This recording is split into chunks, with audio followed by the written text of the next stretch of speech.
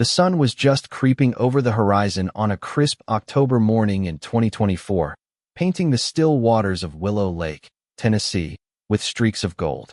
My wife, Emma, and I had set up camp the night before on a patch of land my great-uncle had bought back in the 50 slice of earth that was ours, not just on paper at the county office, but deep in our bones. The air smelled of cedar and wet grass, and the only sounds were the soft crackle of our fire pit and the occasional ripple from a fish breaking the surface. I was tending to a beat-up old percolator, the kind that's seen 100 campfires, while Emma fried bacon in a cast-iron skillet. It was one of those moments that felt like a reward for every hard day we'd ever lived through. Emma, my rock, moved with the quiet precision of someone who'd spent years in the army as a combat medic. She was adjusting the tense guy lines, her hands steady and deliberate, a faint smile tugging at her lips when she caught me watching. That smile-light could ground me even if the world was falling apart. But peace never lasts when someone's looking to ruin it. The growl of an engine shattered the calm, not a friendly rumble but a sharp, aggressive whine tearing down our private dirt road. I stood, coffee mug in hand, as a shiny black SUV with a tacky HOA logo screeched to a stop, kicking up dust that settled on our tent. Out stepped Deborah Mitchell, the HOA president, a woman in her early 50s with mirrored sunglasses that screamed, "Don't mess with me." She clutched a clipboard in one hand and her phone in the other, already snapping photos of our setup like we were criminals. We'd heard about Deborah, her snippy emails, and her obsession with rules, but this was the first time she dared cross the rusted, private property sign my great-uncle had nailed up decades ago, one I'd replaced twice myself. "Morning," I said, keeping my tone even, though my gut told me this wasn't a neighborly visit. "You're on private land." Deborah didn't even glance at me, striding toward the tent like it was her personal mission to destroy it. "You're in violation," she barked, scribbling on her clipboard. HOA Rule 12, Section CNO Overnight Camping in Community Zones. I took a slow sip of coffee, trying to keep my cool.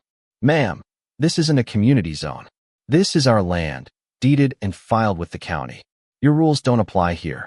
They stop at the main road." I pointed with my mug toward the clear boundary a quarter-mile back. Deborah whipped off her sunglasses, her eyes narrow and cold. "The board voted. New bylaws. Everyone complies." She waved her phone like a weapon. "I've got your plates. You've got 1 hour to pack up and leave, or you're fined." Emma, who'd been quietly watching, straightened up. Her voice was low, steady, the kind that cuts through noise like a blade. "You need to leave our property. Now." It wasn't a suggestion. Deborah's face twisted. She didn't like being challenged, especially not by Emma. She saw me, a former carpenter, as someone she could push around, but Emma? Emma was something else, and Deborah didn't know what to make of her. "You don't tell me what to do," Deborah snapped, her voice shrill. "I'm the president of this association. You think you're above the law." Emma didn't flinch. "The law says you're trespassing. Leave." That's when Deborah lost it. Her hand dove into her oversized purse, and time slowed to a crawl. She pulled out a small, nickel-plated revolver, her hand shaking as she aimed it right at Emma. The world went quiet. No birds, no wind, just the pounding of my own pulse. I froze, my mind racing through worst-case scenarios. But Emma? She didn't blink. Her eyes locked on the gun, and then she did the unthinkable. She took a single, deliberate step forward. Deborah flinched, her bravado crumbling. Emma's voice was barely a whisper, but it hit like a thunderclap. "You just made the biggest mistake of your life." The silence that followed was suffocating. Deborah's face flickered from rage to confusion to fear. Her gun wavered, then dropped slightly. I snapped out of my daze, fumbling for my phone and dialing 911.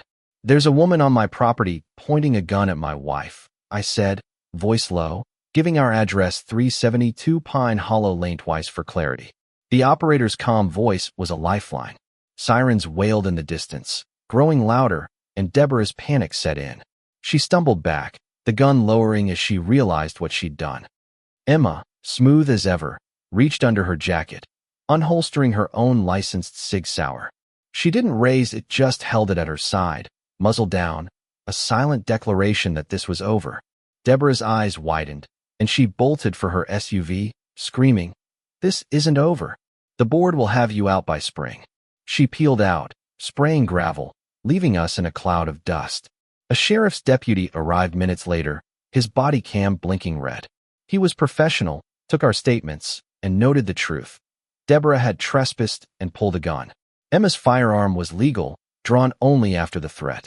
He gave us an incident number and left. We packed up, not because we had to, but because the morning's magic was gone. Back at our house, I thought we'd won a small victory. Then Monday's mail arrived. A crisp envelope from the HOA held a notice of immediate eviction for violating a fake camping rule and get this threatening Deborah with a gun. It was a lie so bold it took my breath away, demanding we vacate in 7 days or face fines. Emma read it, her face unreadable, then set it down with a tap. They just declared war, she said, and they don't know who they're fighting. We didn't scream or panic. We got to work. Emma called it our evidence vault, a file folder that became our weapon. I pulled the 911 log, showing my call at 8:47 a.m., October 12, 2024. I downloaded county plat maps proving our land was ours, not HOA turf. Their own bylaws, posted online, referenced a meeting where the camping ban was passed, except the minutes were dated January 15, 2024, a month before the county even zoned the area for the HOA. Forgery, plain as day. Emma worked the neighbors, quietly gathering stories. Tom Jenkins, a local mechanic, said Deborah had waved her gun at kids fishing near her dock.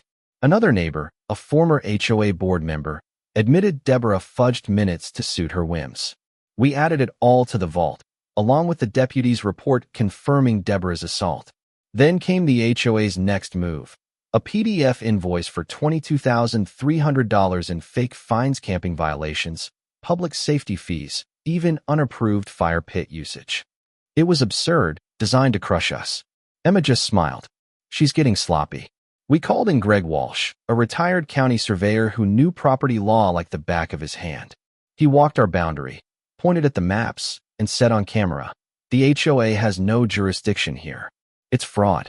We mounted a trail cam at our driveway, catching Deborah and her cronies snapping photos, trying to intimidate us.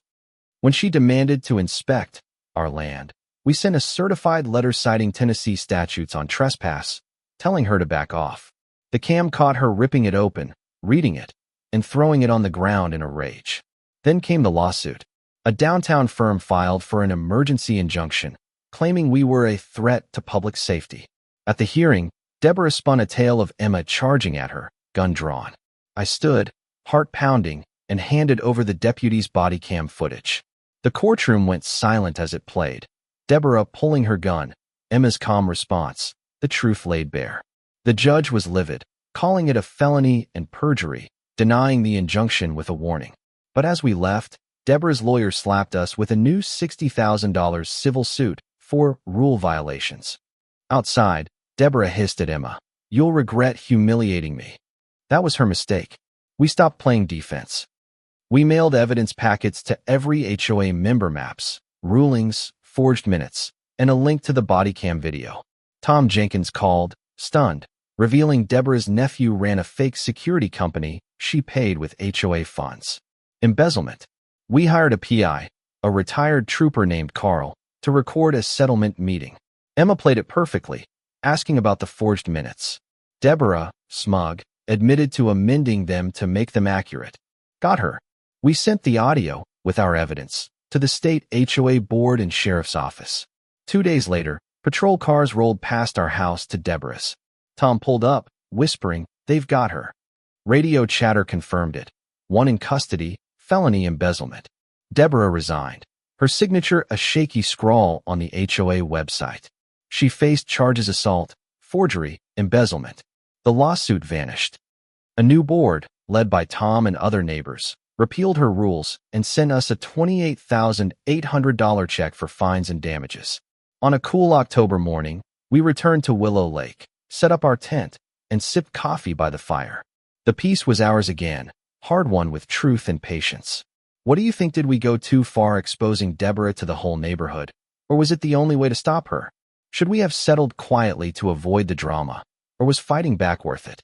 Drop your thoughts below, hit that like button if you're Team Truth, and subscribe for more stories of standing up to bullies. Where are you watching from?